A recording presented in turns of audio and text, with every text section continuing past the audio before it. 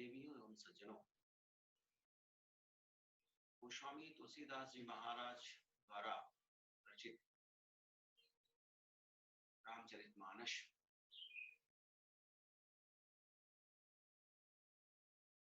में उद्धृत कतिपय व्यावहारिक प्रसंगों पर चर्चा के लिए मैं आप सबके समक्ष समुपस्थित हूँ।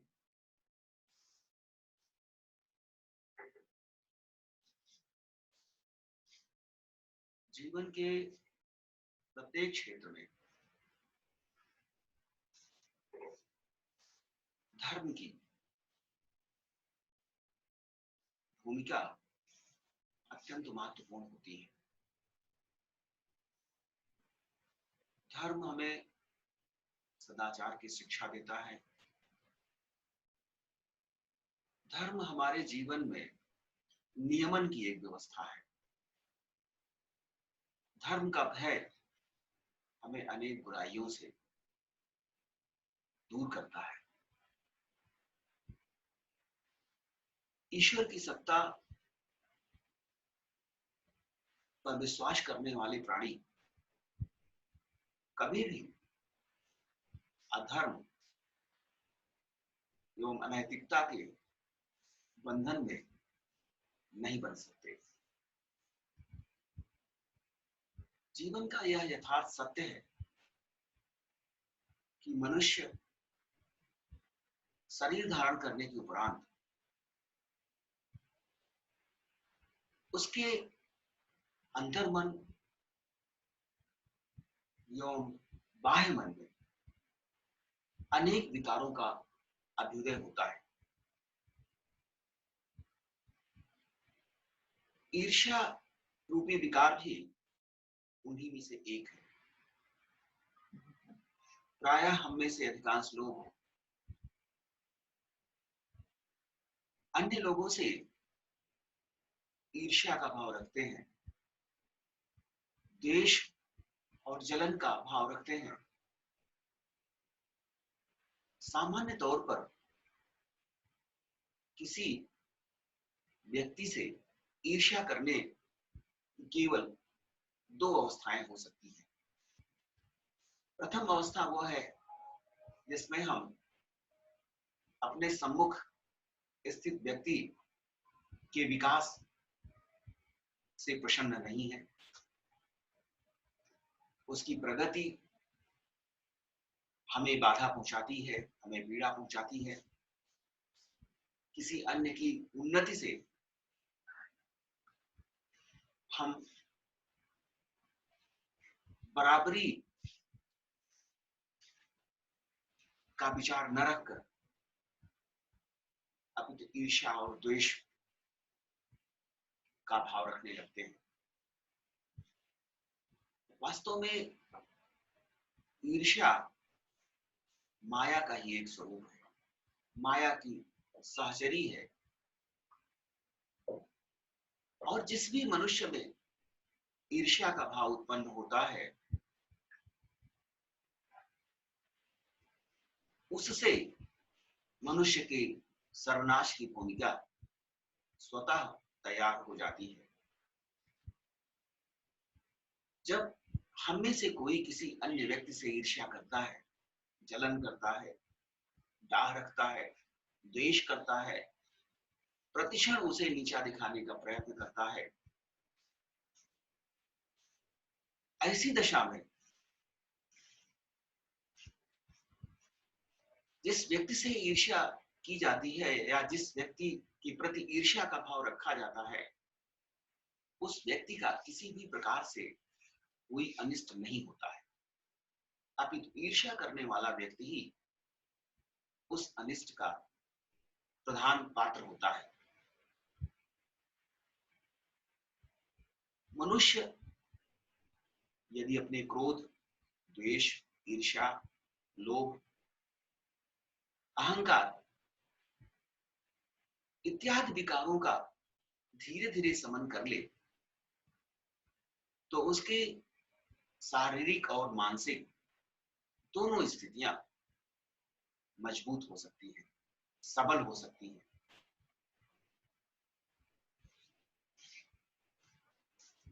वास्तव में ईर्ष्या दुष्ट हृदय व्यक्तियों में पाई जाने वाली एक विशेष प्रकार की प्रवृत्ति है, जिससे मनुष्य का शारीरिक और मानसिक अधोपतन होता है।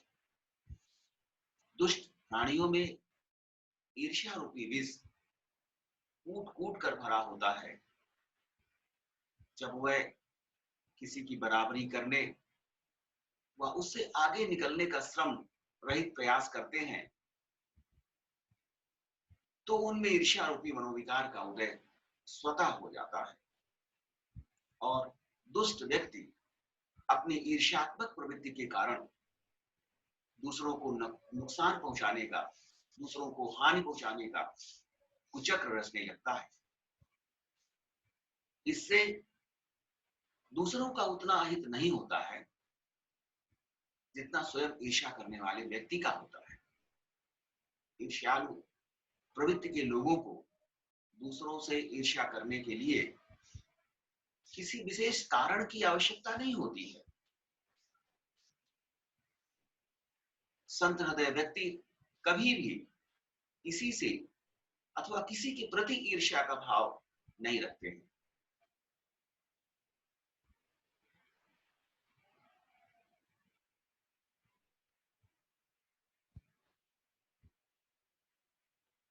प्रायः मानवीय प्रवृत्ति दूसरों में दोष ढूंढने की होती है।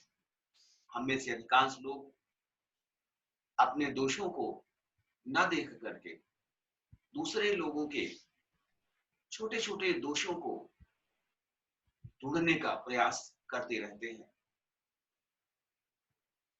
इसीलिए ये कहा गया है कि खलः सरसप मात्राणि परिच्छिद्राणि पश्यन्ति आत्मनो बिल्व मात्राणि पश्यन्यपि न पश्यति।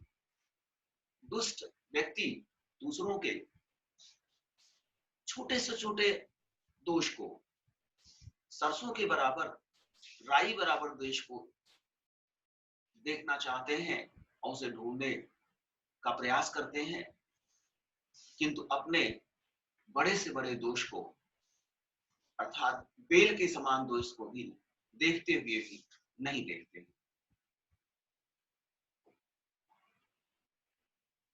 वास्तव में हम में से अधिकांश लोगों को अपने अवगुण दिखाई ही नहीं पड़ते हैं, जबकि दूसरों के रंच मात्र भी दोष हमें दूर से ही दिखने लगते हैं। वस्तुतः मनुष्य आत्म परीक्षण करने में कोई अभिरुचि नहीं रखता। वो सत्य, न्याय, धर्म की कसौटी पर दूसरों को परखने का उपक्रम प्रतिक्षण करता रहता है, जबकि किसी भी जीवित और जागृत व्यक्ति को सदैव आत्म परीक्षण, आत्मनिरीक्षण, आत्ममंथन व आत्मनियंत्रण हेतु अनवरत प्रयास करते रहना चाहिए, क्योंकि हम अपने आसपास के प्रत्येक व्यक्ति को प्रसन्न नहीं रख सकते। अतः हर किसी को प्रसन्न रखने का प्रयास करना व्यर्थ है।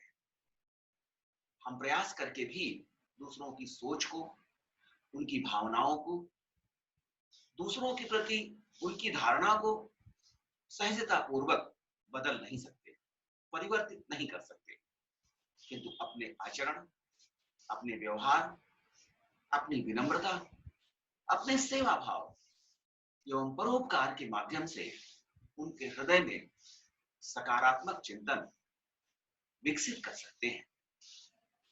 ईर्ष्या करने वाले व्यक्ति चाहे कितने उच्च पद पर आसीन हो, उनमें सदा सर्वदा ईर्ष्यात्मक प्रवृत्ति का वास रहता ही है। गोस्वामी जी महाराज ने ईर्ष्या पर रामचरितमानस में बड़ा ही मार्मिक और सुंदर वर्णन प्रस्तुत किया है। ऊंच निवासु नीची कर तूती, देखी न सकहीं पराई विभूति। ऊंच निवासु नीच कर तूती, देखी न सकहीं पराई विभूति। मनुष्य चाहे कितना बड़ा हो जाए, चाहे कितने ही बड़े पद पर आसीन हो जाए, किंतु जब वो ईर्ष्या के वशीभूत हो जाता है तो उसके द्वारा किए गए कर्म नीच प्रकृति के होते हैं। वह दूसरों के सुख, ऐश्वर्य, धन, संपदा, समृद्धि को देख नहीं सकते हैं। ईर्ष्या भाव के कारण वह उन्हें नुकसान पहुंचाने का, उनका अनिष्ट करने का और उन्हें सदैव नीचा दिखाने का अवसर ढूंढते ही रहते हैं। बने हुए कार्यों को नष्ट करने में अथवा बिगाड़ने में वे माहिर होते हैं। महाराज दशरथ अपने बड़े पुत्र राम को अयोध्या का राज सिंहासन देने की तैयारी करते हैं। संपूर्ण नगर में आनंद ही आनंद है, किंतु दुष्ट हृदया, कुटिल बुद्धि मंथरा राम के राज्याभिषेक से प्रसन्न नहीं है। वो किसी भी प्रकार से राज्याभिषेक में विघ्न डालने का अनवरत प्रयास कर रही है, जबकि उसे कुछ भी मिलने वाला नहीं है। ईर्ष्या अथवा डाह का भाव मंथरा का प्रतीक है। आज भी हमारे समाज में मंथरा की प्रवृत्ति के लोग बहुसंख्य में विद्यमान है। श्री राम के राज्याभिषेक से महारानी कैकेयी की दासी मंथरा का कोई सीधा संबंध नहीं है, कोई प्रत्यक्ष संबंध नहीं है, किंतु वो एक अच्छे कार्य में विघ्न डालने की मंशा से महारानी कैकेयी को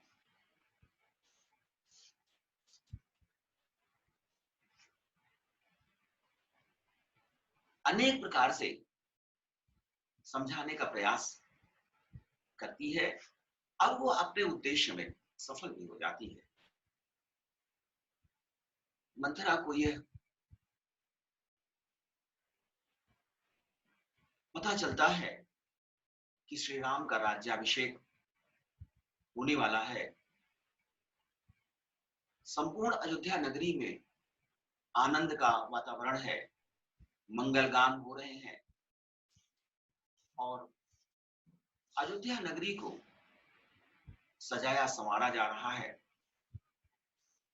ये देख करके उसके मन में सहज रूप से ईर्ष्या का भाव उत्पन्न हो जाता है।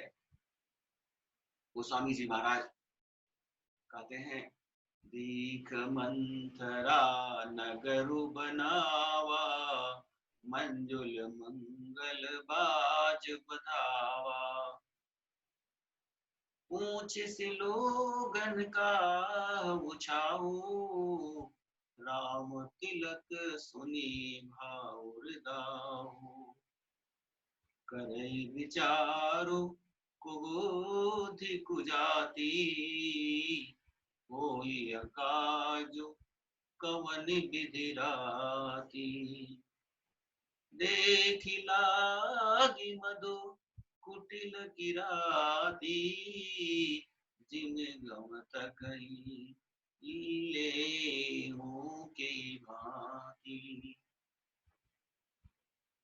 महाराज दशरथ श्री राम जी के राज्याभिषेक की तैयारी कर रहे हैं। उन्होंने श्री राम जी के राज्याभिषेक की घोषणा कर दी है। संपूर्ण नगर में प्रसन्नता का वातावरण है। नगरवासी अयोध्या को दुल्हन की तरह सजाने में लगे हैं। मंथरा नगर भ्रमण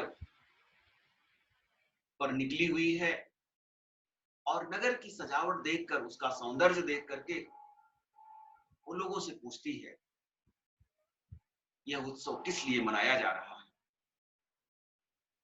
जब उसे नगरवासियों से पता चलता है कि श्री राम जी की राज तिलक की तैयारी हो रही है, राम जी के राज तिलक की बात सुनकर ही उसका हृदय ईर्ष्या से जल उठता है। वह अयोध्या में एक ऐसी दुष्टा है जिसे राम के राज्याभिषेक की बात सुनकर घोर कष्ट हो रहा है। वह महारानी कैकेयी की दासी है। वह राम के राज्याभिषेक में विघ्न डालने के अनेकों उपाय सोच रही है। जिस प्रकार कोई कुटिल गिलनी शहद का छत्ता लगा देखकर उसे नष्ट करने व उखाड़ फेंकने की घात लगाने लगती है, उसी प्रकार कुटिल मंथरा भी अयोध्या के सर्वनाश का उपक्रम करने में संलग्न हो गई। यद्यपि उसे इससे कोई लाभ नहीं होने वाला है, किंतु वो ईर्ष्या द्वेष में आकंठ डूबी हुई है और ईर्ष्या बस वो विघ्न दोषी दासी मंथरा महारानी कैकेयी का हृदय परिवर्तन करने का प्रयास करने लगी है। वह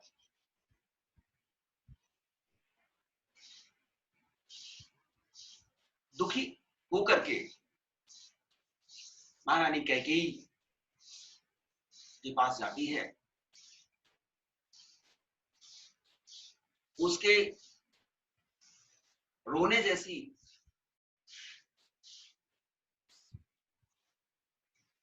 सूरत पर महारानी कैकेयी जी को आश्चर्य होता है। भरत मातु पही गई बिलखानी, का अनमसी हसी कहा हसी रानी, उतरु देई न लेई सासु, नारी चरित करी ढारई आंसू, हसी कहरानी गालु बड़ तोरे, दीन लखन सिख असमन मोरे, कबहु न बोली चेरी बड़ पापिनी, छाड़े श्वास कारी जनु सापिनी। मंथरा उदास है और वो रोनी सूरत बना करके महारानी कैकेयी के पास भागी भागी जाती है। उसकी उदासी देखकर महारानी कैकेयी उससे उदासी का कारण पूछती है। मंथरा कोई उत्तर नहीं देती, बल्कि लंबी लंबी सांसें लेकर प्रिया चरित्र करके मोटे मोटे आंसू बहा रही है। महारानी कैकेयी हंसकर कहती हैं कि ए मंथरा, तू बड़ बोली है। मुझे ऐसा प्रतीत होता है कि लक्ष्मण ने तुझे इस प्रकार की शिक्षा देकर दंडित किया है, तब भी वो पापिनी कुछ भी नहीं बोलती है। वो ऐसे लंबी सांसें खींच रही है जैसे काली नागिन पुकार मार रही हो। कैकेयी के बार बार पूछने पर मंथरा कहती है, कत सीख दे हमहि को माई, गालू करब के कर बल पाई, राम ही छाड़ी कुशल के ही आजो, जे देहि जनेसु देई जुबराजो। मंथरा कहती है, हे मां, हमें कोई क्यों सीख देगा। और मैं किसका बल पाकर बढ़ बढ़कर बोलूंगी।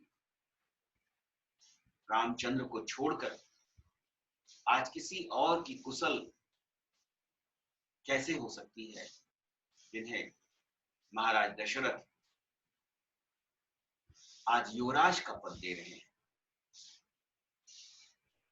कैकेयी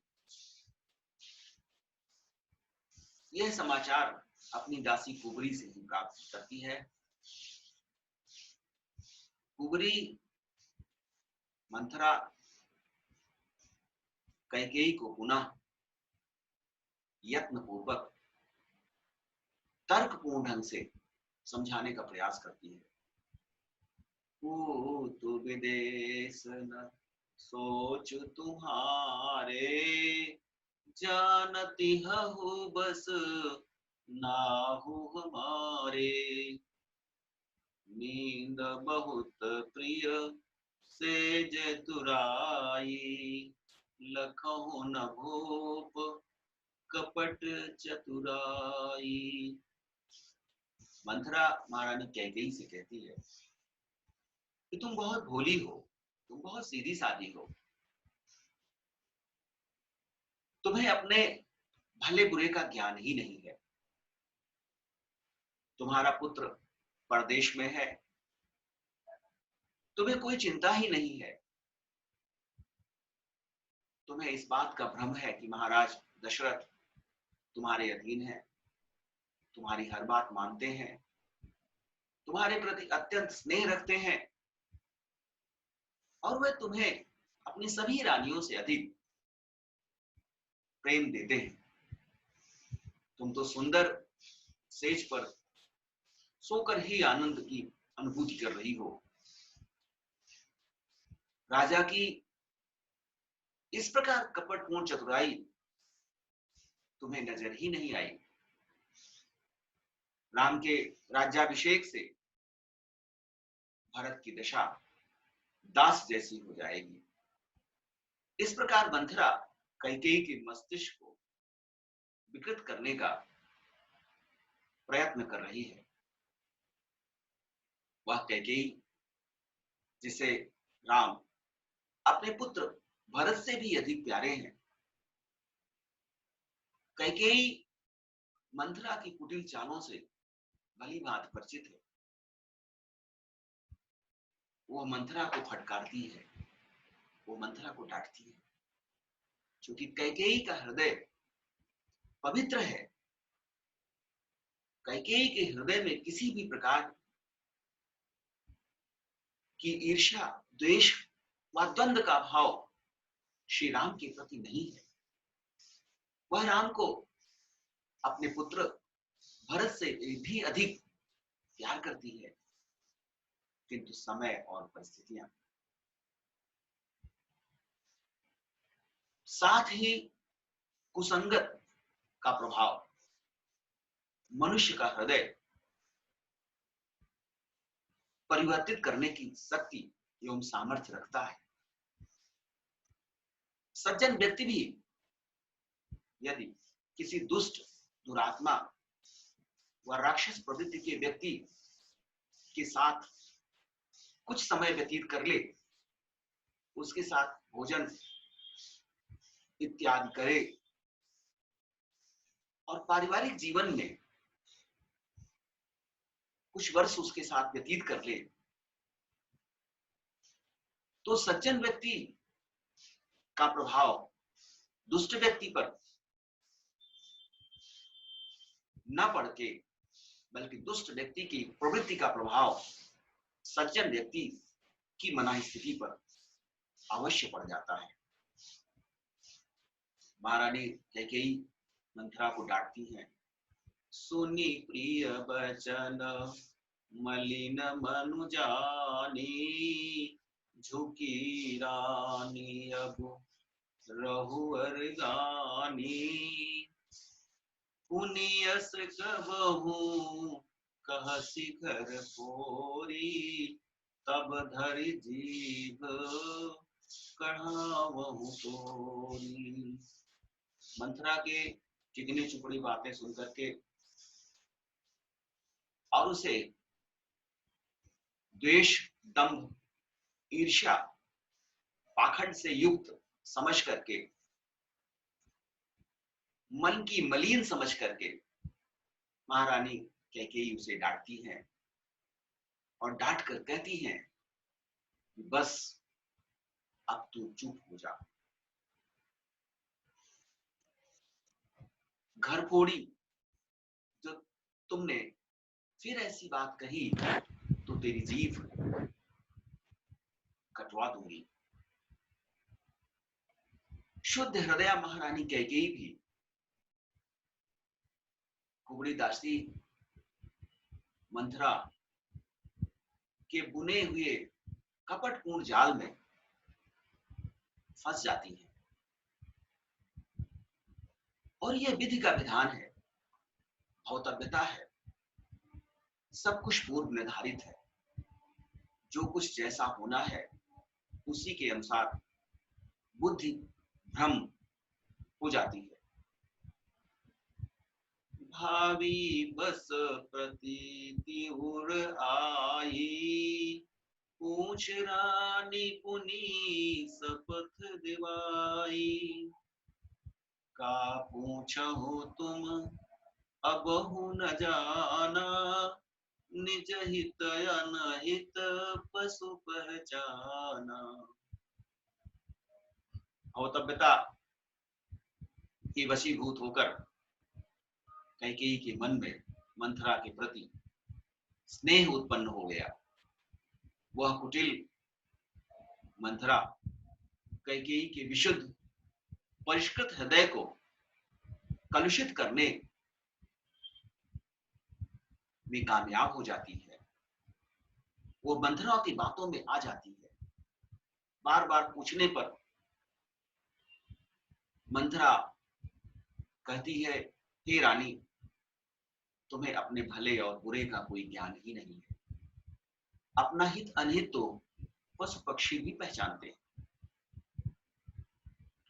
विपत्ति बीजो बरसा ऋतु चेरी, भुई भय कुमति कैकेयी केरी।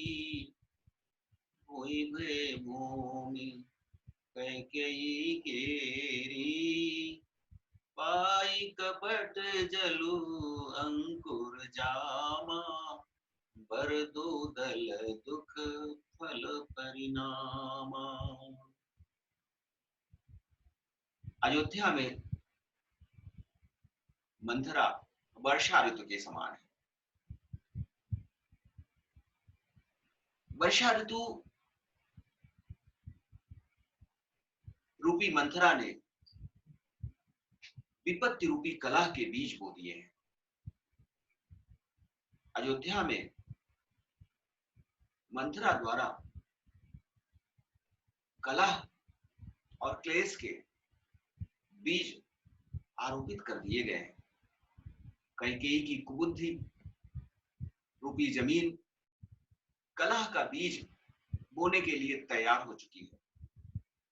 इसमें कपट रूपी जल पाकर सर्वनाश रूपी बीज अंकुरित हो चुका है। महाराज दशरथ के पास धरोहर के रूप में रखे कैकेयी के दो वरदान उस अंकुरित बीज के दो पत्ते के समान है। अंत में मंथरा की ईर्ष्यामयी कुटिलता से अयोध्या में असहनीय दुख रूपी फल की उत्पत्ति होगी। इस प्रकार मंथरा ने कैकेयी के माध्यम से ईर्ष्या रूपी विष वृक्ष को तैयार कर दिया। कैकेयी को कुटिल मंथरा की बातों में विश्वास हो गया और वह उसे अपना हितैषी मानकर सम्मान करने लगी। ईर्ष्या और स्वार्थ का चोली दामन का साथ है। कैकेयी लोभ के वशीभूत हो चुकी है। उसे कुबरी दासी मंथरा की सभी बातें कल्याणकारी लगने लगी हैं और वो महाराज दशरथ से पूर्व में दिए गए वचन के अनुसार 2 वरदान मांग लेते हैं। वास्तव में समय की शक्ति अनंत होती है।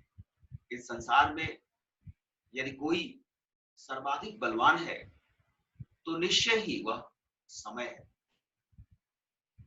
पुरुष सबल नहीं होत है, समय होत बलवान। यह उक्ति सर्वथा सत्य है। समय का भाग्य से भी प्रत्यक्ष संबंध होता है।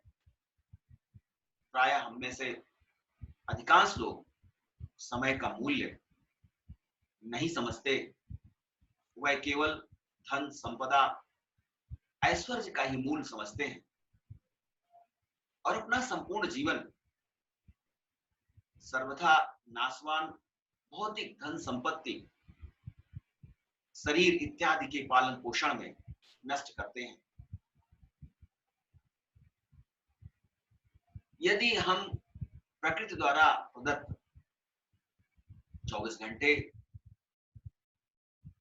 3600 मिनट और 2,16,000 सेकंड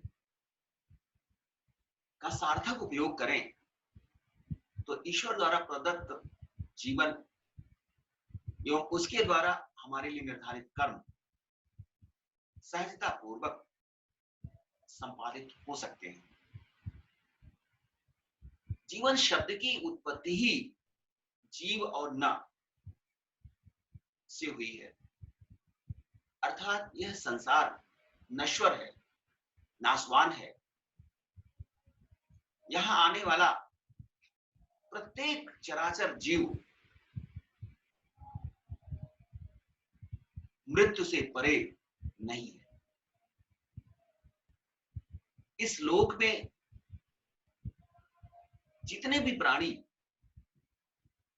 जितने भी पेड़ पौधे वनस्पतियां या अन्य योनियां विद्यमान हैं, वह सब नाशवान है, उनकी मृत्यु सुनिश्चित है।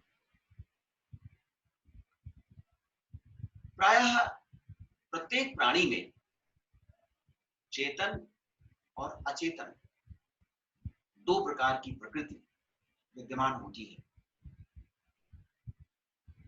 अचेतन मन से नियत समय पर नियत कार्य करने की प्रेरणा मिलती है।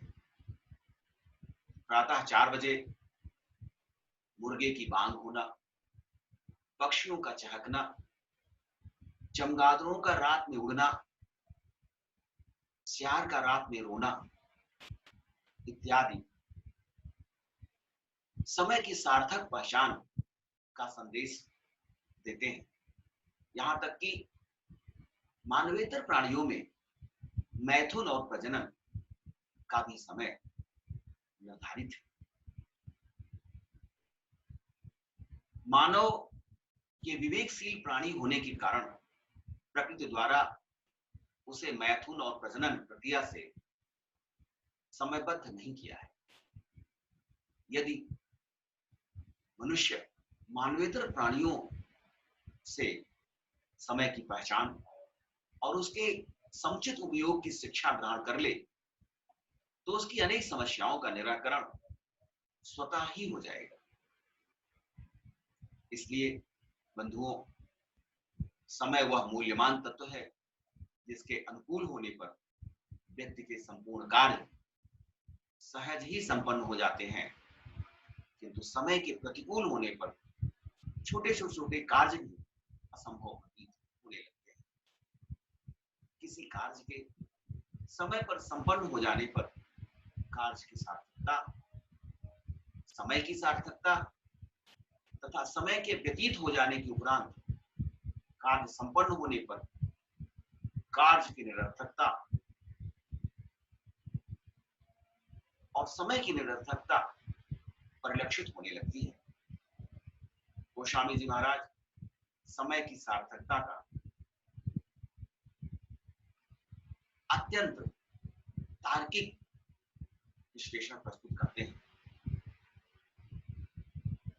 त्रिसित बारी बिनु जो तनु त्यागा मुए करई का सुधा तड़ागा काबर सा सब किसी सुखाने समय चुके पुनि का पछताने।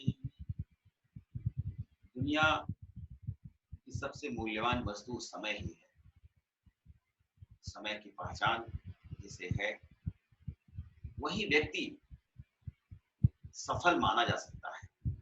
यदि समय पर पानी न मिल पाने के कारण किसी प्यासे व्यक्ति की मृत्यु हो जाए और मृत्यु के उपरांत अमृत से भरा हुआ तालाब उसके समक्ष हो तो उसके लिए वह अमृतमयी तालाब व्यर्थ ही होगा।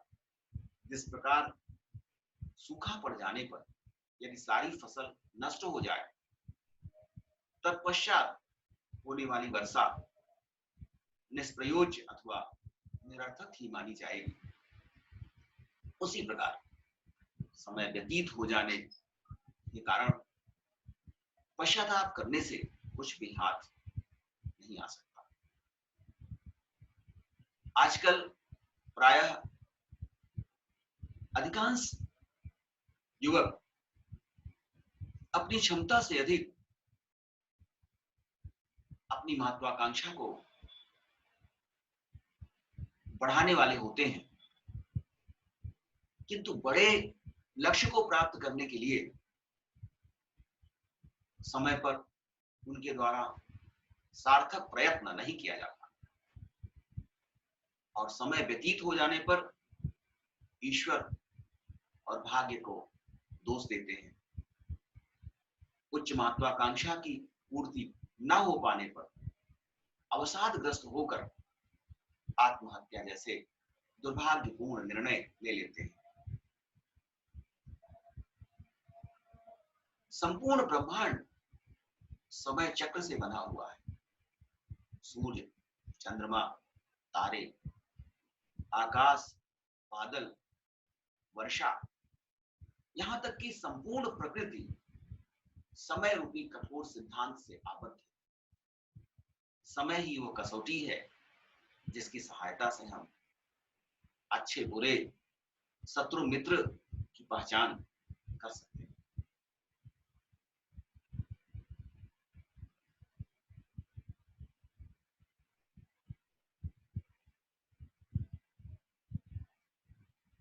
भरत जी महाराज, जिनके लिए उनकी मां कैकेयी द्वारा राज्याभिषेक हेतु प्रयत्न किया जा रहा है, अयोध्या नगरी को सुख वैभव के स्थान पर दुख, पीड़ा और अंधकार परोसने की तैयारी चल रही है। उस भरत की दशा अवर्णनीय है, जो प्रभु श्री राम के अनुज होने पर भी राम के प्रति दासत्व भाव रखते हैं। वह सदैव अपने को प्रभु श्री राम का सेवक मानते हैं।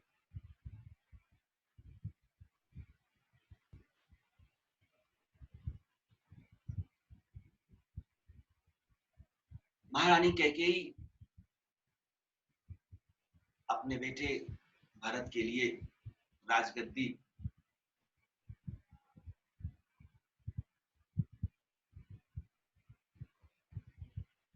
की मांग महाराज दशरथ से करती हैं, किंतु भरत जी का स्वभाव, भरत जी का चरित्र आदर्श है। जानो सदा भरत कुल दीपा, बार बार मोहि कहे महीपा। कसे कनकु मणि पारिखि पाए, पुरुष परिखि नहीं समय सुहाए।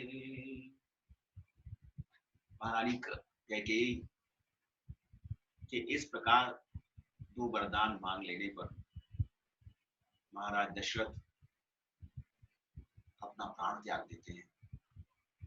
प्रभु श्री राम के वनगमन की पीड़ा को वे सहन नहीं कर पाते। महाराज भरत के बारे में मां कौशल्या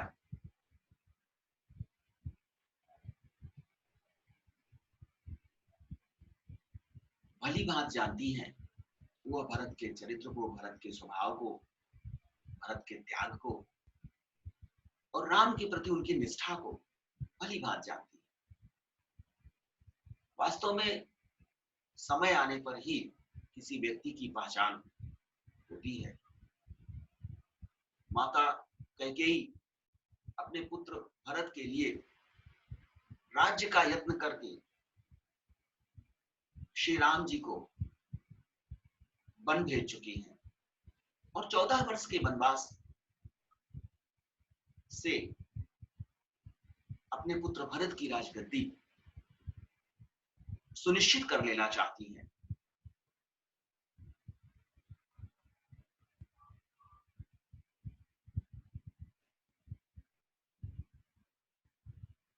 महाराज भरत को अयोध्या का राज सिंहासन वरदान के रूप में प्राप्त हो चुका है, किंतु भरत जी का त्याग, भरत जी की राम के प्रति निष्ठा अद्भुत है। वह इंद्रलोक के समान वैभवशाली अयोध्या के साम्राज्य को तिनके के समान समझकर तिरस्कृत कर देते हैं। वह अयोध्या जैसे राज्य को धूल के समान ठोकर मारकर अपने अग्रज श्री राम के चरणों में प्रीति और भक्ति रखते हुए अपने प्रभु श्री राम को बनाने के लिए चित्रकूट चल पड़ते हैं। भरत अपने अग्रज श्री राम के प्रति अपने निष्ठा का आदर्श प्रस्तुत करते हैं। आज भी भाई भाई के संबंधों की उपमा राम और भरत के संबंधों से दी जाती है। राम और भरत दोनों अयोध्या जैसे राज्य को गेंद के समान एक दूसरे की तरफ उछालते हैं। ना तो राम को राज्य की अभिलाषा है, राज्य की इच्छा है, और ना ही भरत को राज्य की इच्छा है। धन्य है वो कुलदीपक भरत, जिसका त्याग, जिसका भातृ प्रेम और राम के प्रति उनकी भक्ति।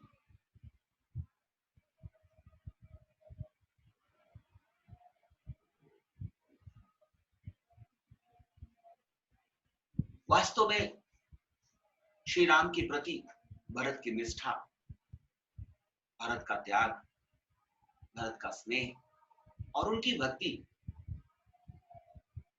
की परीक्षा तभी हो सकी जब महारानी कैकेयी ने महाराज दशरथ से भरत के राज्याभिषेक और राम को 14 वर्ष के वनवास का वरदान मांग लिया। यही दो वरदान राम और भरत के चरित्र को उजागर करने में महत्वपूर्ण सिद्ध होते हैं। जिस प्रकार सोने की पहचान कसौटी पर कसे जाने पर ही हो सकती है, रत्नों की पहचान चौधरी ही कर सकता है, उसी प्रकार मनुष्य की पहचान एवं परीक्षा समय आने पर ही हो सकती है।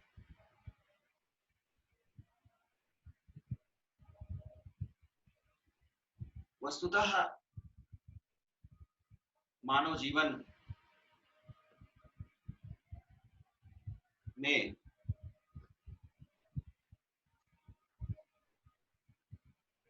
जिन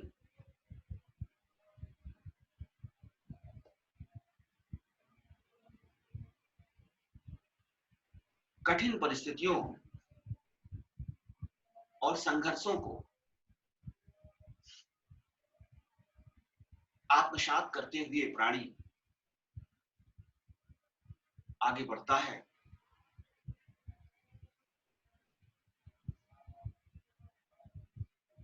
उसी से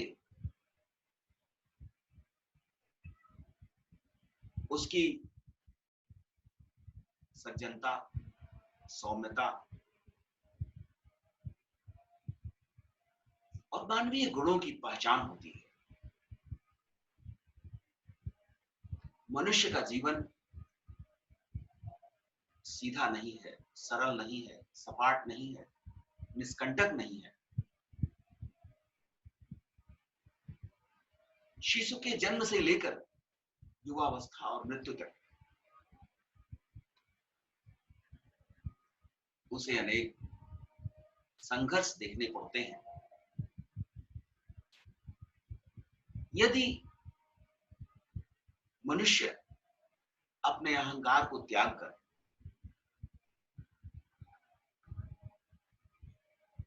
कर्ता भाव का परिशमन कर अपने द्वारा किए गए समस्त कार्य ईश्वर को समर्पित करते हुए अपना जीवन व्यतीत करे, तो उसके जीवन का मार्ग सरल, सीधा और सपाट हो सकता है। ईश्वर और जीव के मध्य का संबंध माता और उसके नवजात शिशु के संबंध जैसा होता है। जिस प्रकार से शिशु के जन्म पर उसकी बाल्यावस्था में माता उसका रक्षण करती है, शिशु जब तक चलने फिरने नहीं लगता है तब तक माता उसकी विशेष परवाह करती है, विशेष ध्यान रखती है। किंतु जैसे ही जैसे शिशु बड़ा हो जाता है और युवा हो जाता है, वैसे वैसे ही माता का स्नेह, माता की देखरेख शिशु पर शिथिल पड़ने के साथ साथ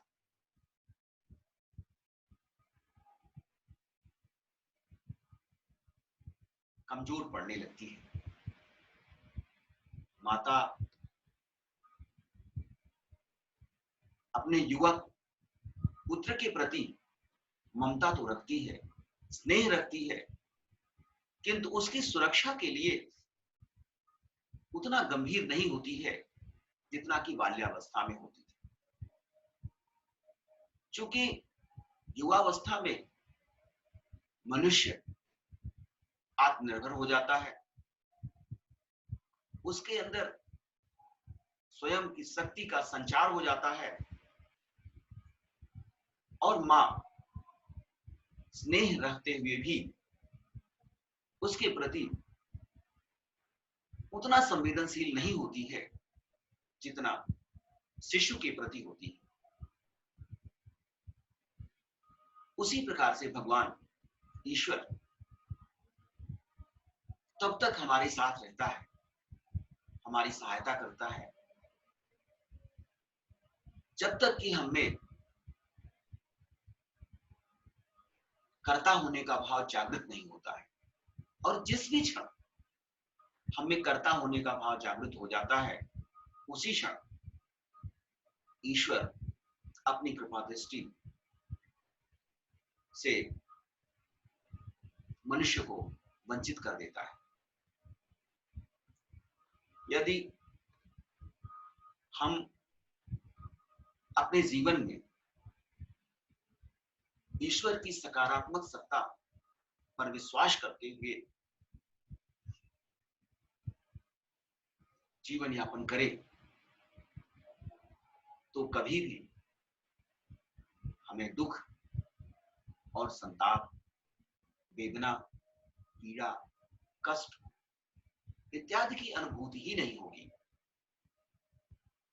और जो भी सुख दुख, हानि लाभ, जीवन मरण, यश अपयश मानव शरीर को धारण करना पड़ रहा है, उन समस्त के लिए ईश्वर की मर्जी या ईश्वर की इच्छा मानकर स्वीकार लेना ही उचित होगा।